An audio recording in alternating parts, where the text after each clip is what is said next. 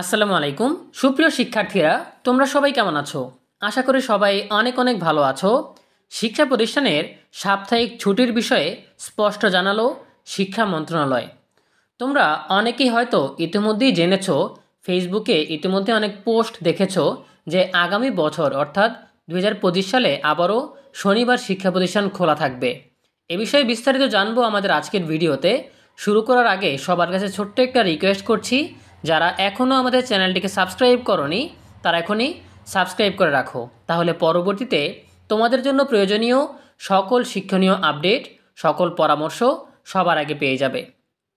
আগামী বছর থেকে শনিবারও স্কুল খোলা থাকবে এমন তথ্য ব্যাপকভাবে সামাজিক যোগাযোগ মাধ্যমে ছড়িয়ে পড়েছে।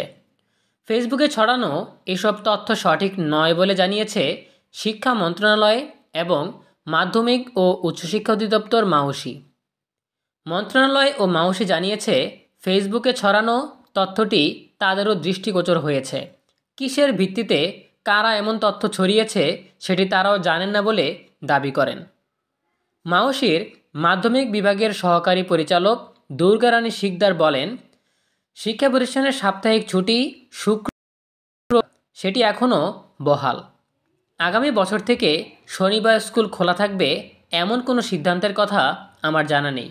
গত বৃহস্পতিবার পর্যন্ত এ ধরনের কোনো সিদ্ধান্ত হয়নি। শিক্ষা মন্ত্রণালয়ের সিনিয়র তথ্য কর্মকর্তা সিরাজউদ্দৌলা খান বলেন, শনিবার স্কুল খোলা থাকবে এমন কোনো সিদ্ধান্ত হয়নি। নতুন কোনো সিদ্ধান্ত হলে তা সবাইকে জানিয়ে দেওয়া হবে। গুজবে কান না দিতে সংশ্লিষ্টদের প্রতি অনুরোধও জানান তিনি।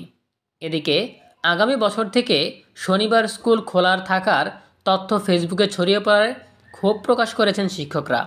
তারা বলেন, সাপ্তাহিক ছুটি 2 দিন থাকা জরুরি। সরকারি অফিসে সাপ্তাহিক 2 দিন ছুটি হলেও স্কুলে সেটাও থাকতে হবে।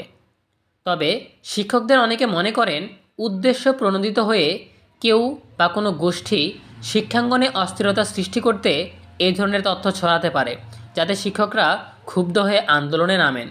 এজন্য তারা মন্ত্রণালয়ে অথবা মাউসির পক্ষ থেকে বিজ্ঞপ্তি দিয়ে এই যে ভুয়া খবর তা নিশ্চিত করার অনুরোধ জানিয়েছেন। প্রিয় শিক্ষার্থীরা, এই ছিল আমাদের হাতে থাকা সর্বশেষ তথ্য। আমরা যেটা জানতে পারলাম সেটা হচ্ছে, ফেসবুকে যেই তথ্য ছড়িয়েছে সেটা একেবারেই বিভ্রান্তি ছড়ানোর জন্য, একেবারেই গুজব। এসব গুজবে কান দেওয়া যাবে না। যদি শিক্ষা মন্ত্রণালয় থেকে কিংবা মাউসি থেকে এমন কোনো বিজ্ঞপ্তি আসে বা এমন কোনো প্রজ্ঞাপন আসে, সেই ক্ষেত্রে অবশ্যই আমরা সবার আগে তোমাদেরকে জানিয়ে দেওয়ার চেষ্টা করব। দেখা হবে পরবর্তী আপডেট নিয়ে নতুন কোনো ভিডিওতে। সেই পর্যন্ত তোমরা সবাই ভালো থাকো, সুস্থ থাকো, নিরাপদে থাকো এবং সবসময় ইএনইউবির সাথেই থাকো। তোমাদের সকলের জন্য রইল অনেক অনেক শুভকামনা। ধন্যবাদ সবাইকে।